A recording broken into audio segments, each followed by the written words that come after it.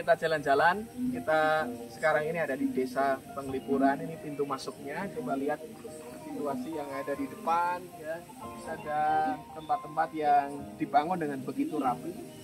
Kita bisa lihat di sebelah sana.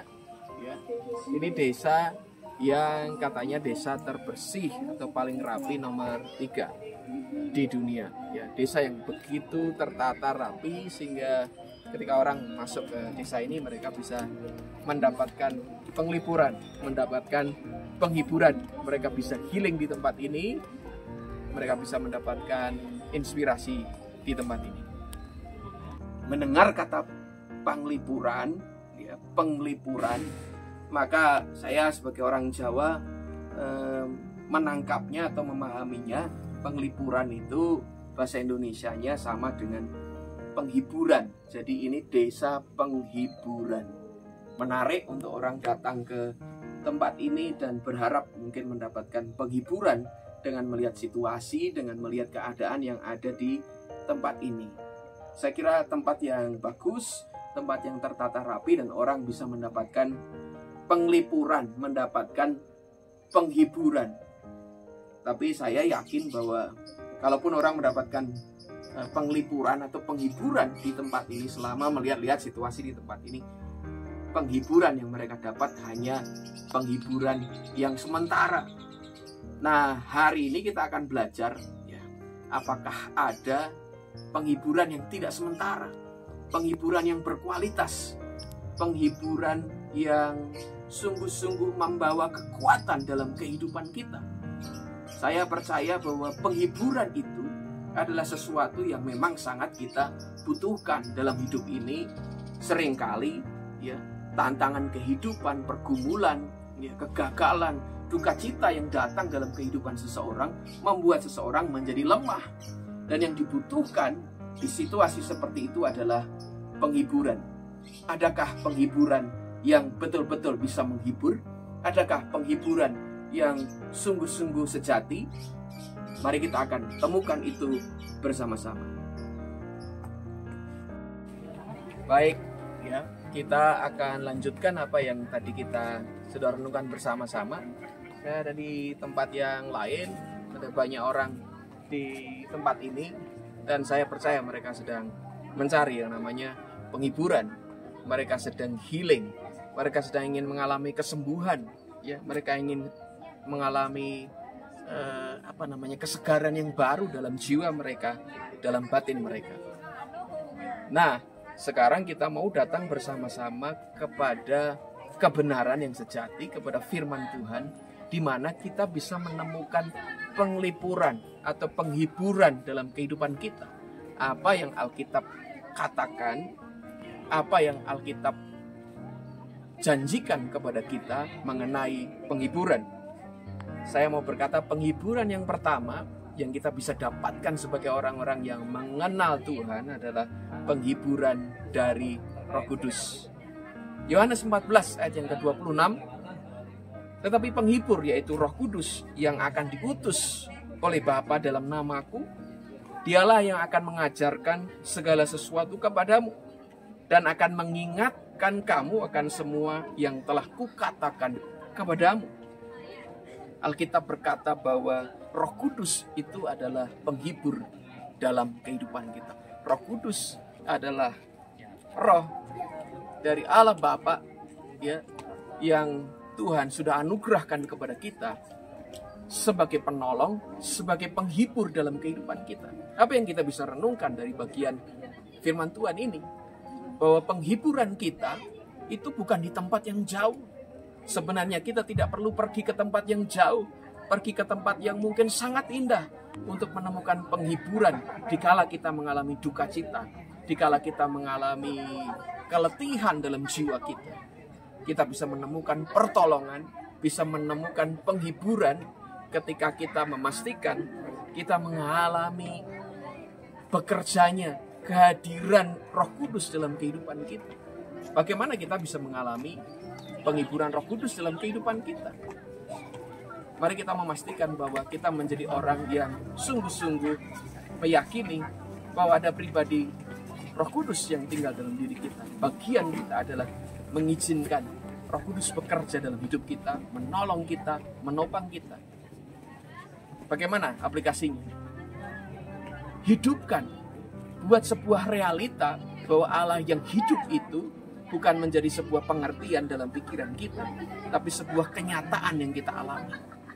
Pastikan kita menjadi orang yang belajar untuk terhubung dengan pribadi yang di dalam diri kita dan sungguh-sungguh mengalami pribadi itu hidup, menghibur kita, menolong kita, menguatkan kita, meneguhkan kita. Mulailah berkomunikasi dengan Roh Kudus. Mintalah dia mulai menguatkan hatimu ketika engkau hari ini menyadari ada kelemahan, keletihan dalam jiwamu. Jangan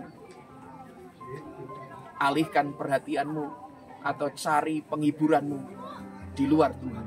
Ada penghibur di dalam dirimu yang bisa menolong engkau, bisa menguatkanmu, bisa menyembuhkan jiwamu, bisa meneguhkan hidupmu. Haleluya. Tadi kita belajar bahwa kita mendapatkan penghiburan, mendapat pertolongan itu dari Roh Kudus yang tinggal dalam diri kita. Jadi terus alami pekerjaan Roh Kudus dalam diri kita yang menguatkan kita, yang meneguhkan kita. Nah, kemudian hal yang kedua yang menjadi sumber penghiburan kita adalah firman Tuhan. Roma pasal 15 ayat yang keempat berkata, sebab segala sesuatu yang ditulis dahulu telah ditulis untuk menjadi pelajaran bagi kita, supaya kita teguh berpegang pada pengharapan oleh ketekunan dan penghiburan dari kitab suci. Saya ulang lagi, supaya kita teguh berpegang pada pengharapan oleh ketekunan dan penghiburan dari kitab suci. Oh, puji Tuhan. Tuhan mengaruniakan kepada kita Alkitab, mengaruniakan kepada kitab suci, firman Tuhan, dan salah satu tujuannya adalah supaya firman Tuhan, supaya kitab suci itu boleh menjadi pegangan untuk pengharapan dan menjadi penghiburan dalam kehidupan kita. Bagaimana caranya kitab suci menjadi tempat kita menemukan penghiburan? Tentu ya, bagaimana caranya kita bisa mengalami kitab suci menjadi penghiburan buat kita adalah kalau kita memastikan dalam hidup ini kita menjadi orang-orang yang bertekun dalam membaca dan merenungkan firman Tuhan. Mungkin Bapak Ibu, engkau sudah lama tidak bersentuhan dengan Alkitabmu. Engkau sudah lupakan Alkitabmu. Engkau sudah tidak pernah baca lagi Alkitabmu. Atau engkau hanya membaca Alkitab waktu engkau hanya ada di gereja, tetapi tidak pernah membaca Alkitab dalam hidup keseharian. Padahal sebenarnya ketika engkau membaca Alkitab, ketika kita membaca firman Tuhan setiap hari, saya mau berkata, ada begitu banyak penghiburan, ada begitu banyak janji firman Tuhan yang menguatkan hidup kita. Ada banyak hal yang Tuhan ingin kerjakan atau Tuhan mau lakukan dalam hidup kita ketika kita membaca firman Tuhan. Dari begitu banyak janji, dari begitu banyak pengharapan, dari begitu banyak kebenaran-kebenaran yang kita bisa dapat dari firman Tuhan, kita menemukan penghiburan di dalam Tuhan. Sekali lagi, kita menemukan penghiburan dalam hidup ini, kata firman Tuhan, dari firman Tuhan, dari kitab suci, kita menemukan penghiburan. Ketika engkau membaca firman Tuhan, ketika engkau membaca Alkitab, berdoalah supaya firman Tuhan dihidupkan menjadi penghiburan, menjadi kekuatan, sesuatu yang hidup, yang akan menghibur kita, yang akan meneguhkan kehidupan kita. Jangan lupakan membaca firman Tuhan, jangan lupa merenungkan firman Tuhan siang dan malam. Dari sanalah penghiburan dari Tuhan kerjakan di dalam kehidupan kita. Amin. Mungkin kita pernah bertanya dalam hidup ini ya, pasti ya, mengapa dalam hidup kita banyak hal yang membuat kita menjadi lemah? Mengapa ada banyak permasalahan? Mengapa banyak pergumulan? Mengapa banyak hal yang membuat kita kemudian menjadi sedih? Ya. Dan kalau kita melihat kehidupan sekarang ini, saya melihat ada begitu banyak orang mengalami kesedihan dalam hidupnya. Ada banyak orang mengalami duka cita di situasi kehidupan yang semakin kesini, semakin banyak kesulitan. Maka saya mendapati ada banyak orang dalam hidupnya mengalami kesulitan, mengalami penderitaan, mengalami pergumulan. Nah sekarang kita mau melihat dalam hidup kita sebagai anak-anak Tuhan. Apa maksud Tuhan dengan mengizinkan penderitaan, pergumulan datang dalam kehidupan kita? Mari kita belajar dari Paulus. 2 Korintus 1 ayat 3-6. Mari kita lihat bersama-sama. Terpujilah Allah, Bapa Tuhan kita Yesus Kristus, Bapa yang penuh belas kasihan dan Allah sumber segala penghiburan.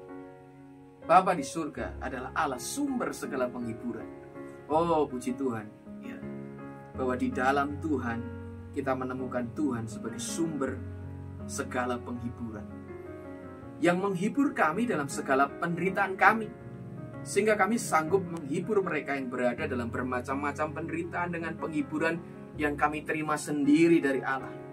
Sebab sama seperti kami mendapat bagian berlimpah-limpah dalam kesengsaraan Kristus, demikian pula oleh Kristus kami menerima penghiburan berlimpah-limpah. Jika kami menderita, hal itu menjadi penghiburan dan keselamatan kamu. Jika kami dihibur, maka hal itu adalah untuk penghiburan kamu, sehingga kamu beroleh kekuatan untuk dengan sabar menderita kesengsaraan yang sama seperti yang kami derita juga. Dari bagian firman Tuhan ini jelas kita mendapati bahwa kalau Tuhan mengizinkan penderitaan, Tuhan mengizinkan pergumulan datang dalam kehidupan kita, supaya kita menjadi orang-orang yang mengalami penghiburan Allah datang dalam kehidupan kita. Dan ketika penghiburan Allah datang dalam kehidupan kita, ada tujuannya. Ada masalah, ada penghiburan, ada pertolongan Tuhan. Tidak cukup hanya berhenti di situ. Tuhan memanggil kita menjadi orang-orang yang kemudian juga bisa memberikan penghiburan, pertolongan, dan menjadi anugerah buat orang lain. Itu tujuannya. Jadi Bapak Ibu bersyukurlah kalau dalam hidup ini ada banyak pergumulan yang kau alami, ada masalah-masalah yang datang silih berganti dalam hidupmu. Bersyukurlah karena berlimpah masalah, berlimpah pergumulan dalam hidupmu, engkau akan berlimpah penghiburan dari Allah. Dan ketika engkau berlimpah penghiburan dari Allah, engkau punya begitu banyak harta yang engkau bisa bagikan kepada orang-orang di sekitarmu yang sedang mengalami pergumulan-pergumulan di dalam hidupnya. Amin buat firman Tuhan. Kiranya sesi hari ini, renungan firman Tuhan pada pagi hari ini menjadi sebuah kekuatan yang baru di dalam kehidupan Bapak Ibu. Dengan Pak Rujawan ya Pak? Ya, Bapak asli Bali sini ya? Lahir di sini. Bapak ada nggak pergumulan dalam hidup Bapak? Ada masalah, ada apa hari-hari ini? Yang mungkin? Ya cuma biasa aja. Biasa aja. Oke. Pernah nggak Bapak ngalami kesedihan? Ya, pernah. Ya. Hari-hari ini Bapak bahagia nggak? Ya biasa aja. Biasa aja.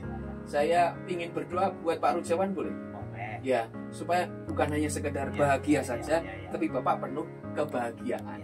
Ya, boleh. Bapak penuh dengan kekuatan sebab menjalani hidup ini tidak selalu mudah.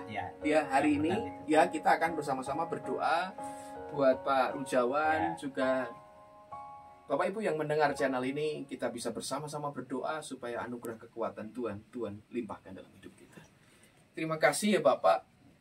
Kami bersyukur karena dalam hidup ini kami boleh mendapatkan penghiburan, boleh mendapatkan pertolongan daripadamu. Dan kesempatan yang baik hari ini kami mau berdoa buat Pak Rujawan.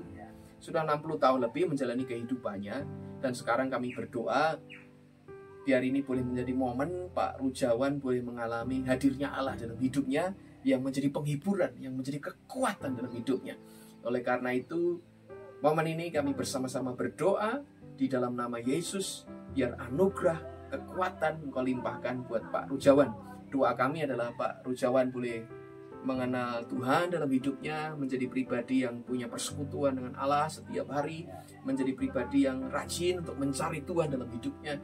Sehingga kami berdoa, Engkau berkati kesehatan Pak Rujawan, Engkau berkati keluarganya, istri, anak-anaknya, keluarga besarnya menjadi keluarga yang takut akan Tuhan.